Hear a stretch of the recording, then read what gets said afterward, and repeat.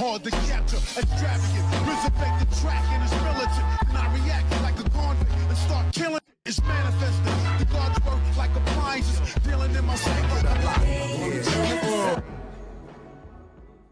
Yo, what's going on, guys? So before we get into today's video, just gotta say that today's video is gonna be brought to you by Beautiful Halo. And I gotta say, if you guys want to purchase some really awesome anime merchandise, everything from Boruto / Naruto to Black Clover, My Hero Academia, Dragon Ball, click down in the description box and use my link below in order to do so. It's also a really great way to help support the channel. As a bit of an added bonus, a lot of their anime merchandise, like you saw in the video just now, is on sale right now, and there's free worldwide shipping on anything over $29. But with that being said, let's go ahead and jump into today's video. Yo, what's going on, everybody? It's your boy Naruto Explained here, bringing you guys another discussion for Boruto Naruto Next Generations, the manga. And for those of you guys who are anime only fans, this is the time of the month where a lot of the content on the channel is going to be spoiler heavy, so I thank you for your support. However, if you're still here, I'm assuming that you've already read the Boruto manga, so yo, hands down, man, hands down,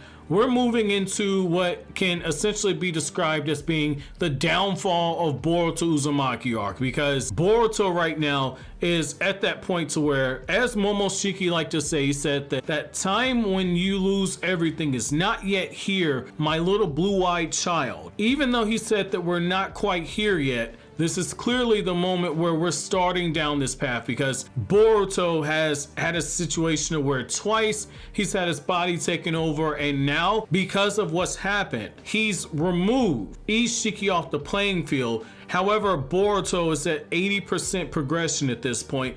Momoshiki has taken over this dude's body the moment that he's closing his eyes and he loses consciousness, and he effectively, in one fell swoop, takes out Sasuke's rinnegan when Sasuke has his guard lowered. Sasuke turned around and got a kunai in the eyeball. That was not by mistake. Momoshiki knows that Sasuke was able to use that rinnegan to find out that, oh shit, this dude could actually keep track of what is going on when I was speaking to Boruto, because after Boruto got the karma seal, Boruto and Sasuke had that conversation, Momoshiki was put up on that intel, and so by taking out Sasuke's rinnegan, essentially you're dooming Konoha, because none of the people in that dimension are going to be able to escape unless Boruto regains consciousness.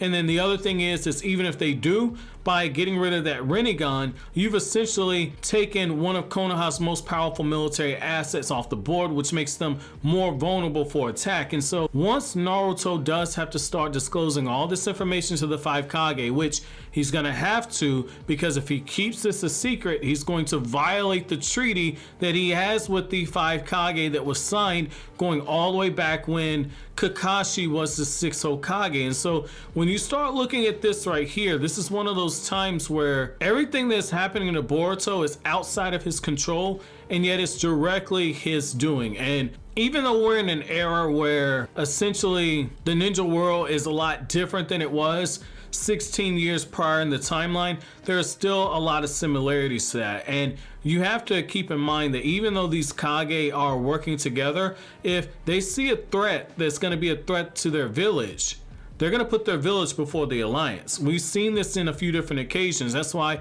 I talked about the scene in the Shikamaru Shinden novel when Shikamaru attacked the 5 Kage. At the end of the day, Shikamaru put the security of Konoha before anything else because he was trying to prevent a war. And so I say that to say, now we're in a situation where one of two things is going to happen. Either they find a way to keep Momoshiki in check and keep that karma seal from progressing, or essentially hell's going to break loose. And I think that this kind of segues into what's essentially a very popular fan theory, which I completely disagree with, which is people saying like, oh my god, Boruto's going to become a rogue ninja and Boruto is going to be the villain of the story and Kawaki's going to be the hero. And it's just like, everything's come full circle, because when Boruto vs. Kawaki was first shown to us in 2016 in the manga, that was one of the things that people said, like, oh my god, Boruto's a rogue ninja. And I'm saying the same thing I said 5 years ago, which is I don't think that they're going to do something that obvious. That's why I mentioned the whole thing of maybe they go the Black Clover route to where just like with Black Clover, Asta had to go on a little bit of an adventure to prove his innocence pretty much, and you use that as a way for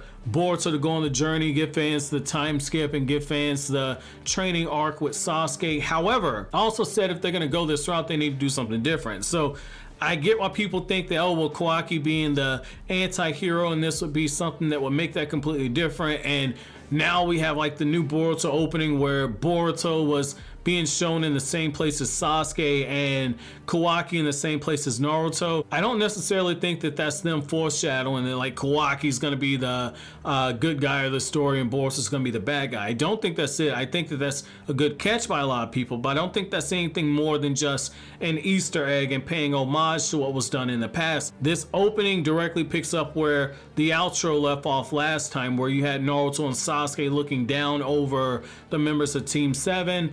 Boruto, when he looked up and you saw his eyes, you saw Sasuke in the reflection. Kawaki, the first thing that you see is Naruto in the reflection. It's just looking at their relationships. I don't think we're going to see a scenario to where they repeat each other's mistakes. However, what is key here is the fact that Boruto, because of all those bonds and that deep love he has for his village, it's because of everything that Boruto's done that he's in a scenario to where he's a village level threat at this point. And I think that that's the true starting of the downfall for Boruto, because when we start talking about a character like Boruto losing everything, what's the one thing you can take away from Boruto that's going to hurt him the most? Well, taking away his ability to be in the very village that he loves, the village where his family is, the village where his friends are, all because of a mistake his father made by essentially allowing Boruto to kill Momoshiki when Naruto thought for a second, which I am going to get around to covering this scene once we get to it in the Sasuke Shinden novel, but Naruto thought for a second,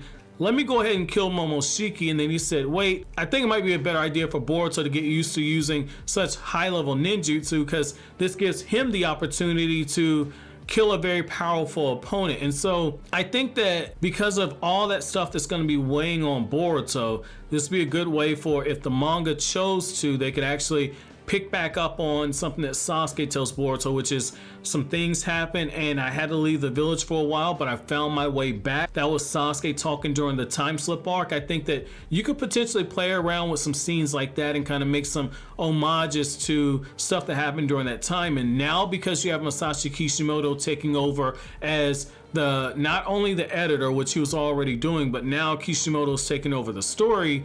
Because Kishimoto is responsible for that time slip arc, I could see that being something that kind of gets drawn back in, because one of the things Kishimoto likes to do with his writing is kind of make references to stuff that happened in the past and pay homage to stuff that happened in the past. So I could kind of see something like that kind of being recycled and reused into this upcoming section of the manga, because I do think we are approaching the time skip. Ikimoto said as much, and I think having Boruto go down that downward spiral as Boruto's on his hero's journey, I think the time's here now.